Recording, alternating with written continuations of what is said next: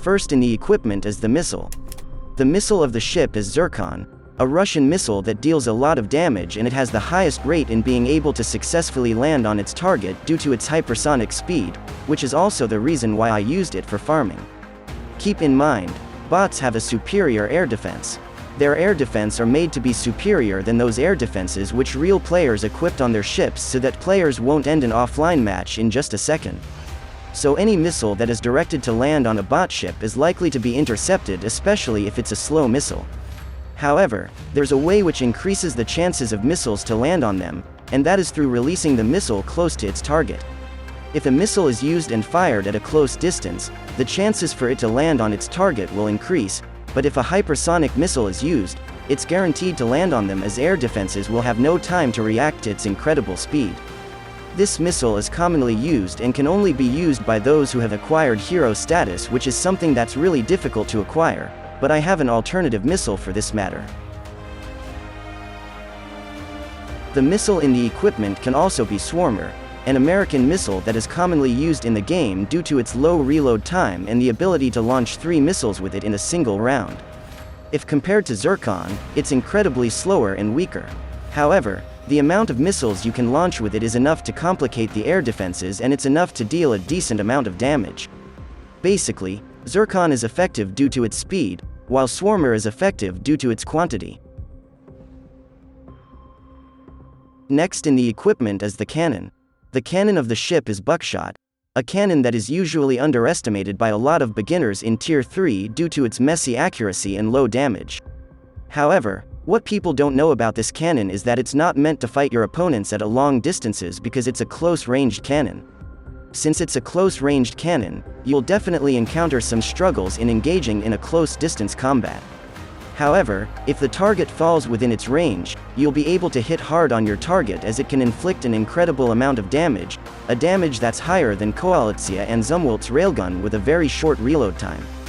With those two attributes, it's almost impossible for someone to escape its danger if they're within its range, and it obviously gave the cannon a capability to quickly take down any type of ships in the game, which is the reason why I used this cannon for farming in offline battle. Also, it's possible to quickly take down a battleship like Yamato and Missouri using this cannon, even if the battleship is controlled by a real player, but with a high difficulty. Next in the equipment is the autocannon and air defense.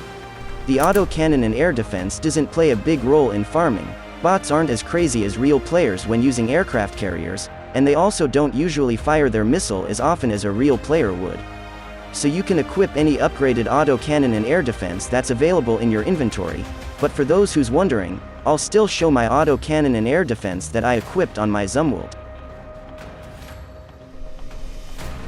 The autocannon of the ship is Marlin, a railgun autocannon which has a similar attributes of all railguns in the game. It has a great accuracy and it can deal a damage that's higher than most autocannons in Tier 3. It's a very helpful weapon in dealing additional damage to your opponents in online battle that are incredibly tough, but it won't do much in offline battle, as bots are easy to handle. They can be taken down easily and you'll still deal a lot of damage with your cannon and missile, but the weapon still works.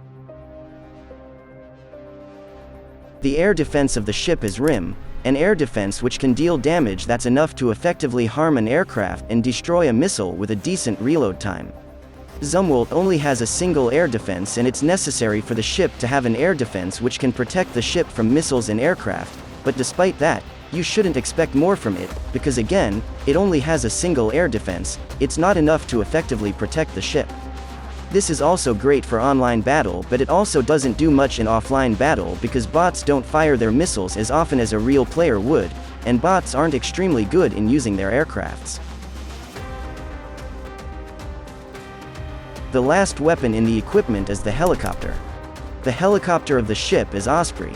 If you're that type of a player that leaves the battle whenever a submarine is the only one left in the enemy team in order to save time, then this will be unnecessary for you. But if you're the opposite of those type of players, then you'll have to hear me out on this one. Submarines are usually the last ships which players have to deal with in offline battle, as they're mostly hiding underwater. They can't be spotted with our ship, but we can spot them using our helicopter. It's important to spot them in order to know their position and where they're heading, and by knowing their position and heading, you'll also be able to know where it'll potentially resurface. I used Osprey because it's the one which I usually used in online battle. Osprey is one of the best helicopters in the game that is even used in Tier 3 despite being a Tier 2 helicopter. It doesn't have much weapons like the rest of the helicopters, but its attributes and weapons will be enough to also accommodate the ship on its different purposes. Also, Zumwalt doesn't have a grenade launcher to attack a submarine, however with the Osprey, it can. Osprey is equipped with a torpedo which you can use to deal damage on submarines that's hiding underwater. It can't take down a full HP submarine, but you can get more damage out from it. Here's a few more tips which can be helpful in using this ship in farming. There are specific maps that make some equipment very effective, and for this equipment, it'll be the Arctic map. Arctic map is neither too open or too close. The objects are placed good enough for players to be able to effectively engage in a close and long-distance combat with their ship and equipment which they have on their ship. Since the cannon is a close-ranged cannon, then you'll have to charge at your targets.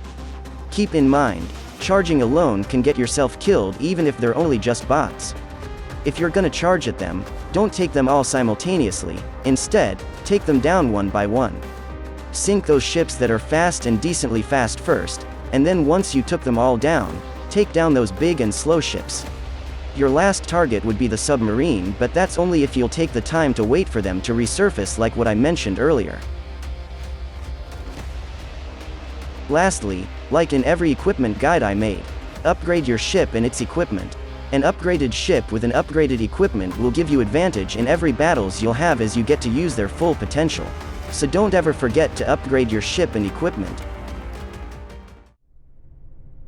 In order for you guys to see how much money I can get with this equipment, I'll show you guys a time lapse of my 10 matches using the armaments that I've mentioned before, and I'll also show how much rewards I get in each battle. For the first 5 matches, I used the equipment which has the Swarmer as the missile of the ship, and the last 5 matches, I used the equipment which has the Zircon as the missile.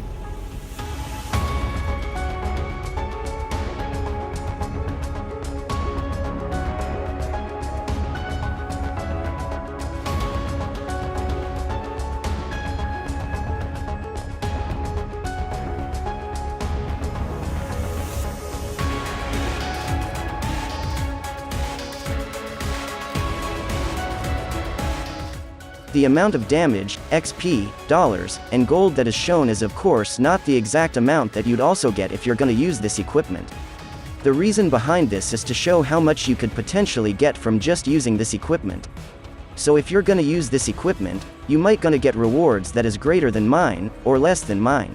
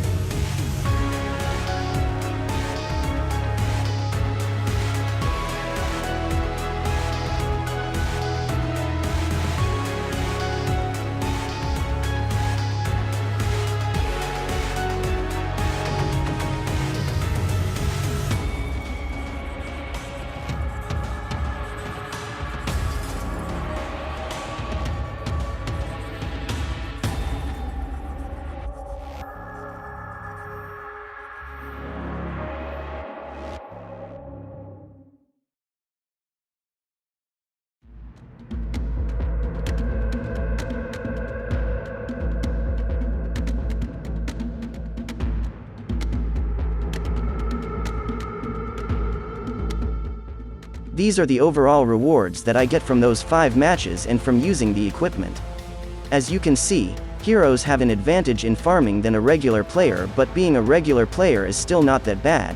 It's still possible to get a damage that's higher than Zircon using Swarmer. And again, this isn't the exact amount that you would also get if you use this equipment. This is only just to show how much you could potentially get from using the equipment.